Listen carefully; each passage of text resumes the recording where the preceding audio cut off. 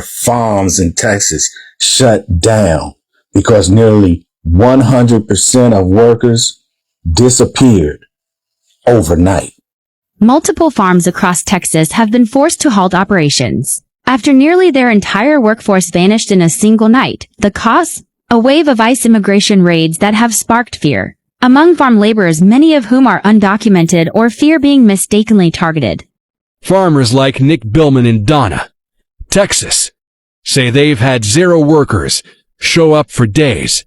Even those with legal status are staying away, terrified of being caught up in the sweeps. Without laborers to plant, harvest, or maintain the land, some farms are shutting down completely. This isn't just a local issue, it's a national food supply concern. The Texas Farm Bureau is calling for urgent immigration reform to stabilize the agricultural workforce and protect the future of American farming. This is what happens when you implement policies without researching and giving proper analysis to the potential consequences. Farms in deep red Texas are shut down, and Donald Trump is the reason. Now, as you know, Donald Trump has shifted ICE from focusing on criminal immigrants to going after easier targets such as job sites to pump his numbers up. But farms are hurting because of this, as many of their workers are either being deported or not showing up for fear of being caught up in these raids. And because of this, they're essentially shut down and no work can be done. Just take a listen to one farmer.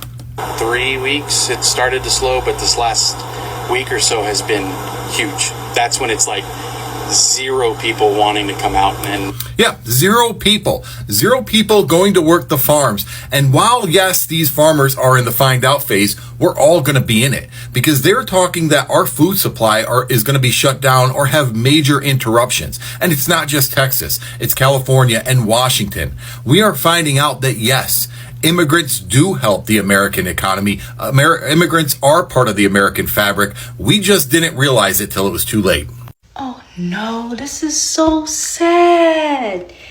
There are a bunch of white Texas farmers who are losing their farms right now. Because guess what? 100% of their workforce vanished. Wow. Well, thanks to the big orange grim-looking motherfucker, multiple farms in Texas just shut down overnight. Why? Because ICE raids made nearly 100% of the workforce completely vanish. People ran, got detained, or flat out got scared to death and never came back. Dairy farms are in panic mode right now. Cows got to be milked every 8 hours. And guess what? Nobody's showing up to milk these folks. This isn't some Texas problem either. This is happening across the entire nation. ICE isn't just out here enforcing some bullshit laws. They are actively crippling our food systems with fear and chaos. America is waking up to hunger that was entirely preventable. And I don't just mean food on our plates. I mean the hunger for logic, for foresight, for leadership grounded in reality. Across the sun-scorched fields of Texas, where thousands of acres once yield life-sustaining crops, there is silence. Not the silence of peace, the silence of abandonment. Crops are rotting in the dirt. Cows are collapsing from dehydration. Farmers walking away from generations-old operations with tears in their eyes and bank accounts bleeding. And the reason? A near total disappearance of the farm labor workforce, an exodus fueled not by economics or weather, but by fear. ICE raids, immigration crackdowns, sweeping detentions, and surprise worksite blitz under the directive of the current administration. What began as a vow to target criminals has turned into a campaign of chaos that's crippling the very foundation of America's food economy. Farmers across Texas report 0 workers showing up, not just undocumented workers, even those with legal status. Terrified of getting caught up in indiscriminate raids, they have stopped coming, and now entire farms are shutting down. Imagine thousands of cows need milking every 8 hours, but there is no one to do it. Pigs squealing in thirst, chickens dying of heat stroke, and the people who once did this back-breaking labor day in, day out, many of them immigrants, are either detained, deported, or hiding in fear. It's not just Texas. The shockwaves are hitting California and Washington too, states that form the backbone of our national food chain. Let's not pretend we didn't know. We knew immigrants were essential, but we told ourselves stories. We told ourselves anyone could do those jobs. That if we just removed illegals, America workers would step up. Well, here we are. Fields abandoned, shelves projected to empty, food prices climbing, inflation ticking back up, and still no Americans are stepping up to take those jobs. This isn't about ideology anymore. This is about your refrigerator, your grocery bill, your dinner table. This is about America starving itself in the name of a war it didn't think through. And some articles that caught my eye were out of Texas. And if you haven't read these yourself, you want to. Hispanic workers are not showing up in the fields due to what? ICE raids. And I was glad to see ICE is in Texas. I mean, the raids are at such a level. Farms are just shutting down at a really high level. Being in California, I was glad to see we're not alone in this area. The reality of this impact financially going forward is huge. I did a series of videos a long time ago. The impact this is going to have longer term on our economy, it's horrendous. You know, we have Trump, while campaigning, saying just going after hardened criminals. Well, we saw how that played out. He lied to us. He deceived us. And going after any and everybody brown skin. Here recently, he was going to give a bit of reprieve. That lasted for what, 5 days? And then again, we have here, what, in Oxnard, them chasing after Hispanic workers. Let's call it what it is. It's a genocide. They're going after people with brown skin. When you take out Hispanic folks, these laborers, and the hotel industry, construction, the restaurant, farming, etc., from an economic standpoint, that's going to be a disaster. Crops don't pick themselves. Dishes don't clean themselves. But yet they're hell-bent on one thing. They want these folks out of our society. And secondly, these ICE folks, it's a headcount thing. DHS is upside down, what, $1 billion right now and more? These ICE guys running around, they have never in their life made this much money. And these bounty hunters. And this is a privatization situation that these poor souls getting rounded up. It's just disgusting. So what do we do? What do we do? Let's be blunt. This was avoidable entirely. ICE didn't just round up violent offenders. That's the promise they sold. What we got instead were mass raids at job sites, easily targets meant to pump the numbers up. That's a direct quote, reportedly from inside the agency itself. So while we watched headlines about immigration enforcement, the ground truth was something for more reckless.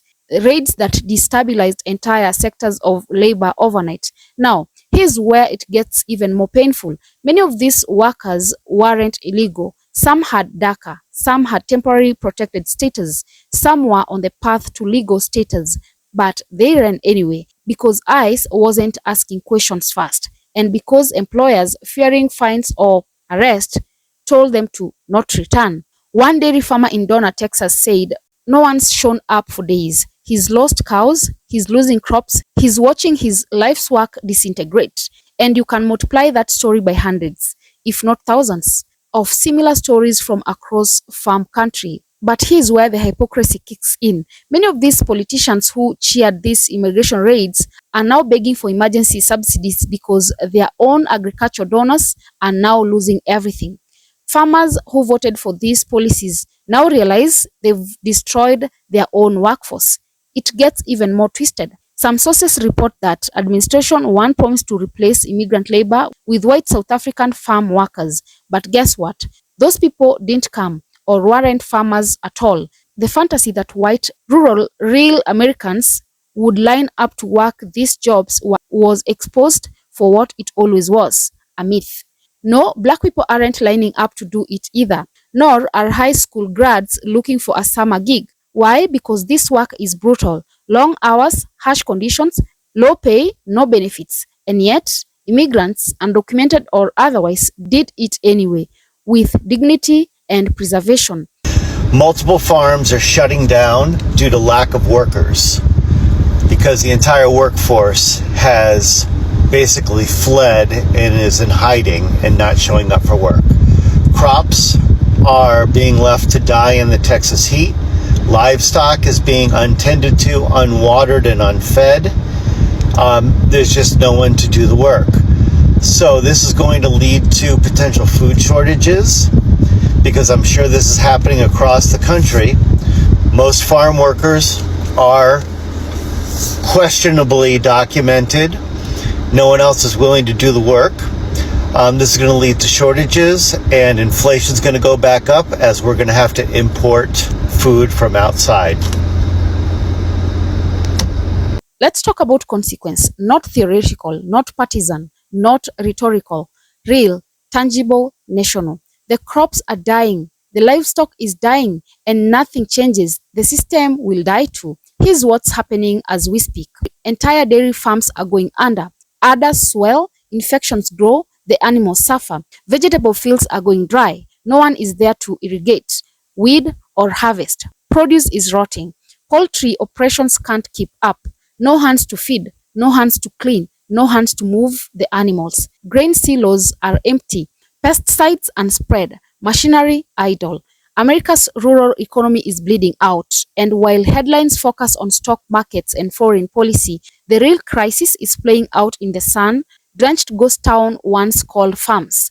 And guess what? There is no replaceable workforce.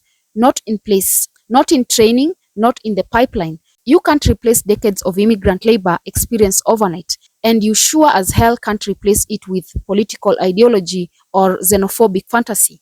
The numbers don't lie. Over 70% of the US farm workforce are foreign-born. An estimated 50% or more are undocumented, and yet they represent billions of dollars in agricultural output annually. We like to act shocked when systems collapse, but this isn't a misery. This is cause and effect. Ice rates go up, workforce disappear, farms shut down, food prices rise. And here's the irony. The people most impacted first aren't in blue cities. They are in red rural communities. The same people who supported crackdowns are now cutting their own harvest short. They are realizing the truth. You can't criminalize your workforce and still expect to eat. What we are witnessing is not just a labor crisis. It's a moral crisis, a crisis of values. Because if we truly value the people who put food on our tables, we wouldn't be hunting them down in the fields like fugitives. We wouldn't be turning tractors into grave makers for dead cops. We wouldn't be letting animals collapse from the thirst because the milker didn't show up out of fear. No, if we really understood their worth, we would be offering them security, dignity, pathways to citizenship because they've earned it. Let me repeat that. They've earned it. But instead, they were targeted not for crimes, not for violence, but for working. They were hunted down in their work clothes, in their homes, in their trucks. And now we are seeing what happens when you weaponize policy without wisdom. Now the Texas Farms Bureau is scrambling, begging for immigration reform, calling for policy pauses, warning of collapse. Too late. We are seeing the ripple effect across California, Washington, Arizona, Florida. The US may soon import food more than it produces, a reversal of decades of food independency. Inflation will spike, food banks will dry up, school meal programs will suffer, and meanwhile, the American public is left asking, how did this happen? Because the harvest is coming and there is no one left to pick it. Guys, drop a comment as always. Let me know what your thoughts are. And also, remember to subscribe, like, and share as well. And until next time, bye-bye.